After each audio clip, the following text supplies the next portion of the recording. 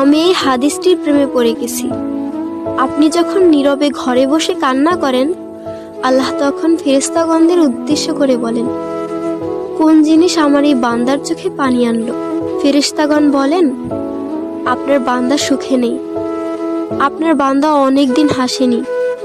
এই বলে ফেরেশতাগণ কান্না করতে থাকেন এবং আল্লাহকে বলেন, হে আমার রব, আপনি জানেন আপনার এই বান্দার হৃদয়ে কি রয়েছে, অতএব আপনি তার জন্য সবকিছু সহজ করে দিন।